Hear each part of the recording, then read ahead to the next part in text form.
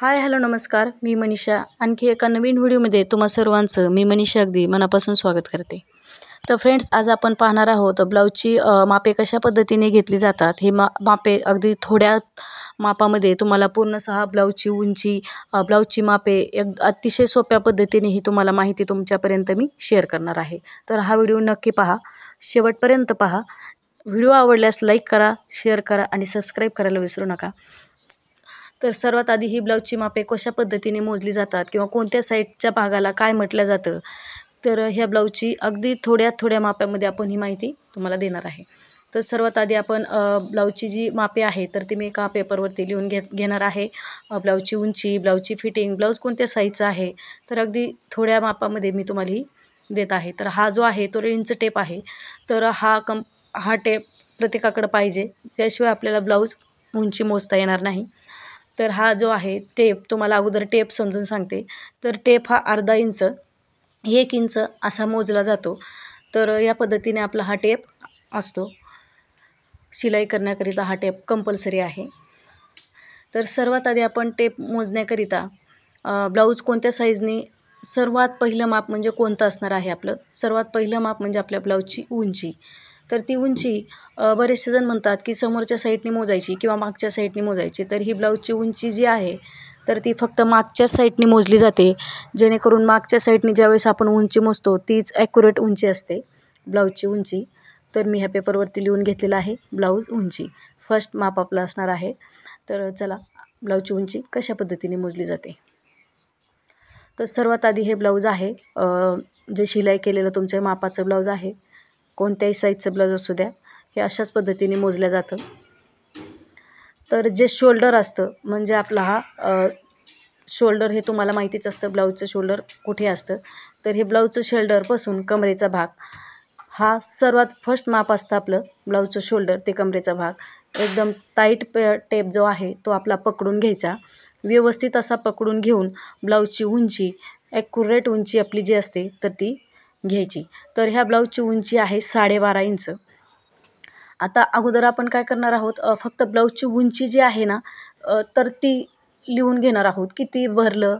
आणि ज्यावेळेस आपण ब्लाऊजची उंची पेपर कटिंग करणार आहोत तर त्यावेळेस कोणत्या ब्लाऊजमध्ये मागच्या भागामध्ये किती वाढवायचं, पुढच्या भागामध्ये किती वाढवायचं, बाहीसाठी किती वाढवायचं, ब्लाऊजची फिटिंग किती असावी, तर हे सगळं काही मी सविस्तर नेक्स्ट व्हिडिओमध्ये सांगणार आहे. फक्त आज आपण मापे पाहणार आहोत. तर ती ब्लाऊजची उंची आपली भरलेली आहे 12.5 इंच.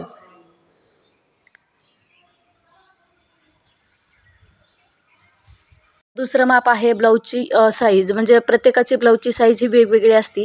तर ती कशी मोजल्या जाते, तर पूर्णतः ब्लाऊज आपलं म्हणजे पूर्ण ब्लाऊज जे असतं साईज, त्याची फक्त एक साईड मोजायची असते, म्हणजे छातीचा चौथा भाग. तर छातीचा चौथा भाग कशा पद्धती आणि कुठून मोजला जातो, ही अगदी सोप्यात सोपं मी तुम्हाला दाखवणार आहे, सांगणार आहे. तर हे पाहू शकता. आता ज्यावेळेस आपण हुकपट्टी असते फ्रंट बाजूनी समोरच्या भागापासून, ती जो बाही जोडलेला भाग असतो म्हणजे मुंड्यामध्ये, त्याला मुंडा म्हणतात बाही जोडलेल्या भागाला. तर मुंड्यामध्ये जी फिटिंग असते, शेवटची शिलाई, ज्यावेळेस आपली फिटिंगची शिलाई असते तर ती शेवटची शिलाईपासून ती हुक जे असतं आपलं, आणि हुकच्या साईडनी जी आपली ही ब्लाऊजची साईज मोजल्या जाते, प्रत्येकाची कंपल्सरी आहे. प्रत्येकाची जी साईज असते तर ती या पद्धतीने मोजायची. जी शेवटची शिलाई असते, फिटिंगची शिलाई, आणि बाही जिथपासून जोडलेली असते, बाहीची फिटिंग केलेली असते ना मुंड्यामध्ये, तिथपर्यंत टेप आणि फर्स्ट हुक, हे इथपासून बाहीची ब्लाऊजची साईज जी असते तर ती मोजल्या जाते. अशा पद्धतीने ही आपल्या ब्लाऊजची साईज असते. तर या ब्लाऊजची साईज, फिटिंगची शिलाई जी आहे तर ती 7.5 इंच आलेली आहे. शिलाई मार्जिंगसाठी तुम्हाला हवं तेवढं ठेवू शकता तुम्ही. म्हणजे तुम्हाला ब्लाऊजची शिलाई मार्जिंग असते तर ती नंतरच्या व्हिडिओमध्ये तुम्हाला ज्यावेळेस शिलाई करेल मी, तर ती शिलाई कटिंग करते वेळेस तुम्हाला सांगणार आहे. तर ही ब्लाऊजची साईज आहे, ती 7.5 इंच आलेली आहे.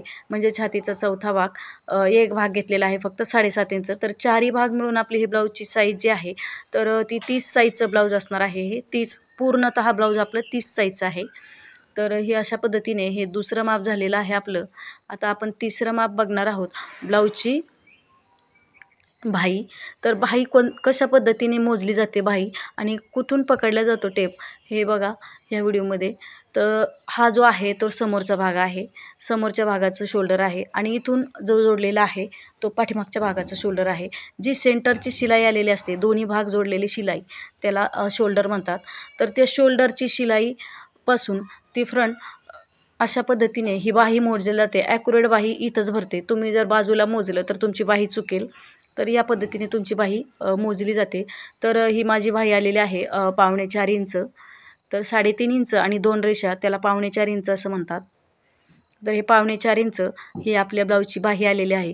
आता याच्यामध्ये सुद्धा आपण शिलाई मार्जिंगसाठी वाढवत असतो. तर हेही तुम्हाला नेक्स्ट व्हिडिओमध्ये सांगणार आहे. जेणेकरून तुम्हाला आता फक्त मापेच कसे घ्यायचे आहे तर ते पाहणार आहोत आपण.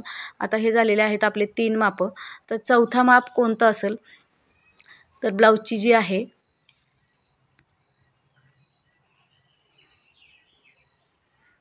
ब्लाऊजचा जो आहे पुढचा गळा, ब्लाऊजचा पुढचा गळा कशा पद्धतीने मोजला जातो. बरेचसे जण म्हणतात की कटोरीचं जो भाग आहे आणि किंवा साध्या ब्लाऊजचं कशा पद्धतीने मोजायचं. तर साध्या ब्लाऊजचं असो किंवा कटोरीचं ब्लाऊज असो तर दोन्हीचे गळे हे सेमच मोजले जातात. तर हे पाहू शकता अशा पद्धतीने जो गळा आहे समोरच्या भागाचा सरळ असा टेप आपला पकडून घ्यायचा आणि जो कटोरीचा गळ्याचा जो गोलाकार असतो तर तो गोलाकार जो आहे तर एकदम असा व्यवस्थित असा गोलाकार ठेवून असा क्रॉस पकडायचा नाही. गोल जो आहे तर तो गोलच व्यवस्थित असा पकडायचा आणि सरळ शिलाई मारून सरळ आपला जो टेप आहे तर तो व्यवस्थित असा ठेवायचा. जेणेकरून तुमचा गळा हा कमी जास्त होणार नाही आणि समोरच्या गळ्याची खूप रिस्क असते. जर कमी जास्त झाला तर आपल्या गळ्याचा शेप जो आहे तर तो बिघडतो, जास्त होतो किंवा कमी जर झाल्यास तुम्ही जास्त करू शकता. पण जास्त झालेला गळा हा तुम्हाला कमी करता येत नाही, कारण की आपले ॲक्युरेट मापं असतात. तर तो अशा पद्धतीने मोजून घ्यायचा. हा समोरचा गळा. तर समोरचा गळा भरलेला आहे आपला 5.5 इंच.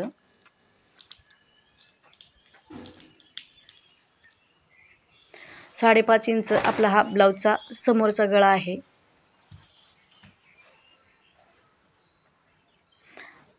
आता मागचा गळा कशा पद्धतीने मोजायचा हेही या व्हिडिओमध्ये आहे बघा. मागचा गळा, तर मागचा गळा समोरचा गळा ज्या पद्धतीने मोजला तुम्ही त्याच पद्धतीने मागचा गळासुद्धा तुम्ही मोजायचा. शोल्डरपासून ते गळ्यापर्यंत असा सरळ असा टेप आपला असा टाईट एकदम पकडून घ्यायचा. कोणताही गळा कमी जर भरला तर तुम्हाला जास्त वाढवता येतो किंवा मोठा डीप करता येतो. परंतु ज्यावेळेस तुमचा डीप गळा जर झाला असेल तर त्याला तुम्ही कमी करू शकत नाही. त्याच्यामुळे तुमचे जे मापे असतात ते तुम्ही ॲक्युरेट मापे घेतले पाहिजेत. जेणेकरून तुमचं कस्टमरचा ब्लाऊज असो किंवा तुमचं ब्लाऊज असो तर ते चुकणार नाही. व्यवस्थित मापं जर असतील तर व्यवस्थितच ब्लाऊज बसतं. तर हे अशा पद्धतीने मी एका पेनाने सरळ एक लाईन ओढून घेतली, म्हणजे जेणेकरून आपला गळा चुकणार नाही. तर ज्यावेळेस तुम्ही कस्टमरचा ब्लाऊज म्हणजे ज्यावेळेस तुम्ही माप घेत असाल तर त्यावेळेस चॉक असतो तर चॉकने मोजा, म्हणजे जेणेकरून तुमचं ब्लाऊज जे आहे पेनाने खराब होणार नाही. चॉकचं निघून जातं. तर अशा पद्धतीने जो मागचा गळा आहे आपला तर 10 इंच आपला हा मागचा गळा भरलेला आहे शिलाई करून. तर हे अशा पद्धतीने आपण हे मापं घेतलेले आहेत. तर 5 मापं आपले झालेले आहेत ब्लाऊजचे. आता ब्लाऊजचा मोंढा म्हणजे कोणता? बरेचसे जण म्हणतात कोणत्या भागाला काय म्हणतात, तर जे बाही जोडलेली असते त्याला ते मोंढा म्हणतात. शोल्डर आपलं जो असतं तर त्याला शोल्डर, जिथपासून त्याला शोल्डर म्हणतात. पुढचा गळा, मागचा गळा हे असतात. तर ते शोल्डर मोंढा आपण कशा पद्धतीने मोजायचा, तर जसा गळा मोजला त्याच पद्धतीने आपण मोंढासुद्धा मोजून घ्यायचा. म्हणजे तिरकस टेप जो आहे तर तो पकडायचा नाही. एकदम सरळ रेषेमध्ये आपला हा टेप आला पाहिजे, जेणेकरून आपला मोंढासुद्धा चुकणार नाही. मोंढ्यामध्ये जर तुमचं माप कमी जास्त झालं तर तुमचा मोंढ्यामध्ये फिट ब्लाऊज बसेल आणि तो चुकेल. त्याच्यामुळे ॲक्युरेट माप घ्या. ॲक्युरेट माप जर घेतलं तर तुमचा हा ब्लाऊज फिटिंगच्या मोंढ्यामध्ये ताणणार नाही किंवा फिट होणार नाही जास्त. तर हे अशा पद्धतीने हे मोंढासुद्धा आपण मोजून घेतलेला आहे. तर अशाच पद्धतीने आपला मोंढा 5.25 इंच भरलेला आहे. तर 5.25 इंच मोंढा म्हणजे किती? 5 इंच आणि 2 रेषा ह्याला 5.25 इंच असे म्हटलं जातं. तर 5.25 इंच, तर 5 इंच आणि 2 रेषा 5.25 इंच आपला हा मोंढा भरलेला आहे शिलाई करून. तर शिलाईमध्ये आपल्याला मार्जिंगमध्ये किती ठेवायचं आहे हे तुम्हाला नंतर सांगणार आहे. तर याच्यामध्ये अशा पद्धतीने आपली ही पूर्णतः जे मापं असतात ब्लाऊजचे, तर एवढे मापं मी घेतलेले आहेत याच पद्धतीने. तर तुम्ही सुद्धा तुमच्या स्वतःचे ब्लाऊजचे मापं ह्या पद्धतीने घ्या, जेणेकरून तुम्हाला आपण आपल्या ब्लाऊजची संपूर्ण मापे घेतलेले आहेत. तर ब्लाऊजची मापे घेण्यासाठी फक्त आपल्याला 7 मापं घ्यावं लागतात, कंपल्सरी आहे. तर अशा पद्धतीने कमीत कमी मापामध्ये आपलं ब्लाऊजची जी मापे घेण्याची पद्धत आहे, तर ही अशी आहे. तर तुम्हाला कशी वाटली ना, मला नक्की कमेंट करून सांगा. तुम्हाला व्हिडिओ जर आवडला तर लाईक करा आणि व्हिडिओ कसा वाटला नक्की मला कमेंट करून सांगायला विसरू नका. तर पुन्हा भेटू आपण नवीन एका व्हिडिओमध्ये. तोपर्यंत फ्रेंड्स, बाय बाय.